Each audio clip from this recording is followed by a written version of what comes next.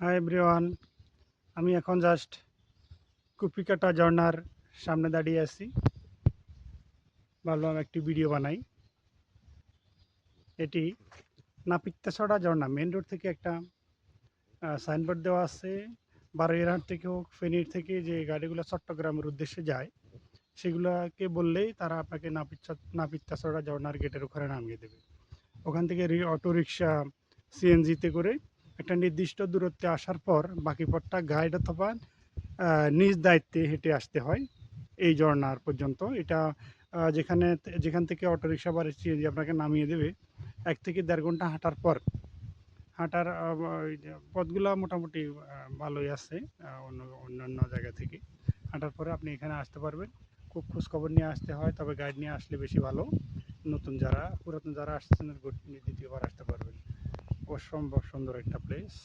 ধন্যবাদ।